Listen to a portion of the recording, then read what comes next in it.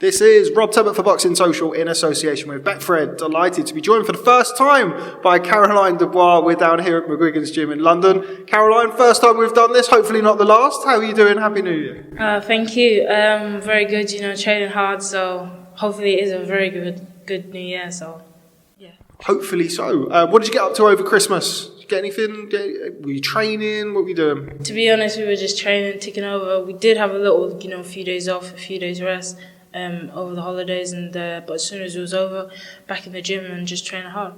So before we talk about 2022, which I'm sure is going to be packed full of exciting events for not just yourself, but of course the Dubois family.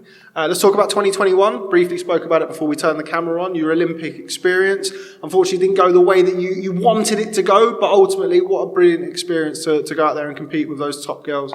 Definitely, just as you said there, experience to go out there and compete with the top girls, the best girls in the world.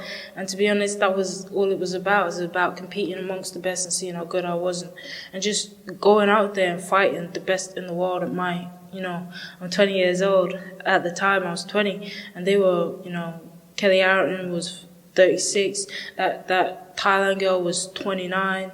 Or 32 or something like that. Everyone I fought out there was older than me, more experienced, had competed at senior levels, and I was out there, I got beat on a 3-2 split, and then she got beat on a 3-2 split, and then Kelly won on a 3-2 split. We were all literally up there, on a bad day we would have won, on a good day we would have, so it was very interesting, and even though I look back at it and I'll say it was a very bittersweet experience, it was an experience that I had to undertake nonetheless.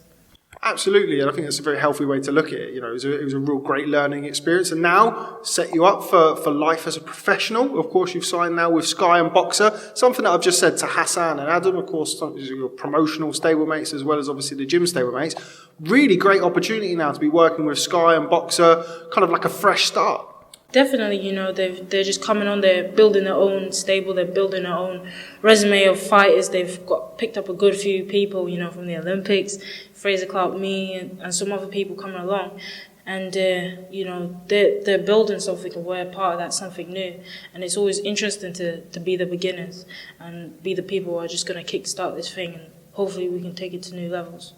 In the last probably 5 or 6 years, maybe slightly longer, the advent and the growth of women's boxing has been really huge certainly across the amateurs and the pro game.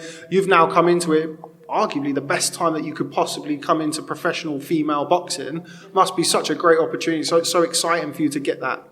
Definitely, I'm blessed that I'm at a division that's stacked, to be honest. We got the Terry Harpers. I know she just lost the other day, but she's still, up there. She can still compete. We've got Natasha Jonas, Alicia Bam Gardner. We've got Michaela Mayer, Kate Taylor, Delphine Bassoon. The list goes on and on and on. My division is a stacked division. I'm just happy to be a part of it, and I want to, start being a big player in the division and taking over as well. So, obviously, we haven't had your professional debut yet.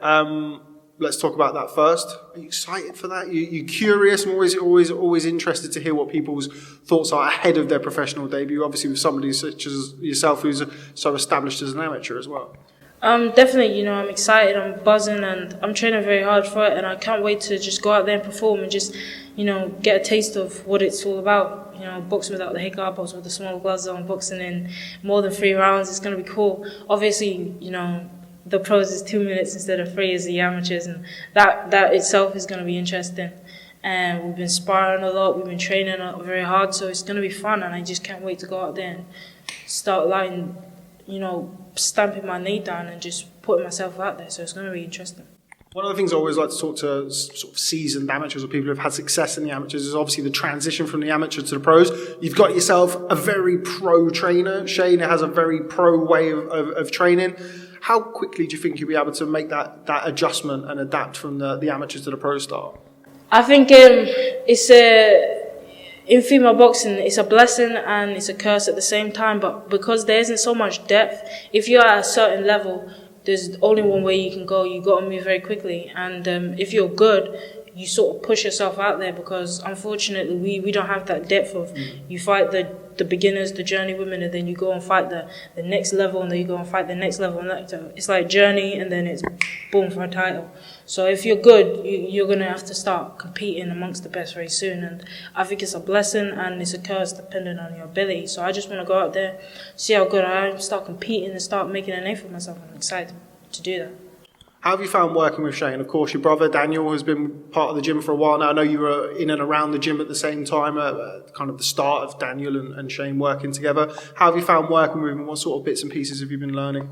Definitely. I was the first person actually out of me and my brother to train with Shane, and from the get-go, I went around a few people and I trained with a few people, and they were very good, very experienced. But as soon as I went with Shane, it was like, I wanted someone who can teach me new things and just be more technical and more. In the amateurs, you get a lot of fast pads, a lot of work. But in the pros, I wanted someone to slow it down, break it down, and just make it more technical. And as a pro, with Shane, I definitely feel like he's got that ability to make it more technical, and it's been great so far. He's shown me new things straight away, how to throw certain punches, getting different looks, and just looking at boxing in a different way, a different perspective. And as a pro and as a professional, that's what you have to do.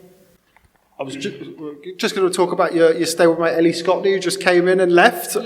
What's it like training alongside her? Again, somebody who's, because of her talent, as you mentioned earlier as well, about the lack of depth overall in women's boxing, somebody else who's going to be looking to be fighting for titles sooner rather than later in the female code. It's definitely cool because obviously, as you said there, she'll be fighting for titles very soon, and I see her in the gym every day. I see her training and grafting, and I see her sparring. I've sparred her a few times, So it's going to be interesting seeing her go and start push on and start getting them titles. And it's going to be very inspirational for myself to just see somebody that I see every day, being that. And it's going to be cool. She's very talented, very, very hard worker, and she works hard. So it's always good we work with each other and, iron sharpens iron. Absolutely. Let's talk about your brother, Daniel. You mentioned there you were kind of with Shane beforehand. Daniel came, went away for a little bit, and now he's back. Had a couple of fights now together, Shane and Daniel. What have you made of Daniel's progression under Shane? I don't know. I don't want to speak too much on that. It's not me. So I can't really say too much except from what I've seen. And from what I've seen, he's definitely been an improvement. Every day he's in the gym, he's working on new things. It's not just getting on the bag and punching the bag as hard as he possibly can. There's technique to it, and I see him improving that and working on that every day. So it's good. To him, he has certain things that he knows he must work on, and to him, he knows there's things that he has to improve and do, and only he can know that and do that. And hopefully Shane can be that guy that can bring it out of him, and that's their connection that they have to work on and improve on. Okay, well, before I let you go, just your opinion on one fight that we're waiting to be announced. Big all-female titles all over the place. Katie Taylor versus Amanda Serrano, undisputed champion versus 7-weight world champion. I can see by the look on your face that fight excites you. What do you make of that fight? Definitely, I'm hyped for that fight. I've always said it, at home. I'm always like, wow, Amanda Serrano is a beast. And if I could be there to watch that fight, that would be amazing. That's the fight I want to see, as a female fighter and as a fan as well of boxing. Personally, I don't know. Obviously, after watching Katie Taylor and Delphi Bassoon, we know that the kind of opponent that she struggles against is someone who's going to put the pressure on her and has got technique, and that's all that Amanda Serrano brings. And I don't know, it's going to be a crazy fight. It's going to be great for the fans and to anybody who loves boxing and loves fighting. It's going to be amazing. It's going to be a war, absolute war. I don't know who's going to get this. One day I wake up, I say Katie Taylor. Another day I say Amanda. It's just going to be crazy. Okay, well, I was going to push you for an answer, but it seems you've given us such a good breakdown, I'll leave you to that. Before I let you go, something I'm asking everybody today, always a good question to start the year with. What does 2022 look like for Caroline Dubois? Hopefully I end 2022 with a good few fights under my belt. Start to becoming a pro that who knows her way in the ring and who knows what it's all about. By the end of this year, hopefully I would have stamped my authority down and people will know my name. I'm sure they will. Caroline Dubois, first time, hopefully not the last time. Been a real pleasure catching up with you. Thanks very much for speaking to Boxing Social. I look forward to your professional debut soon. Thank you.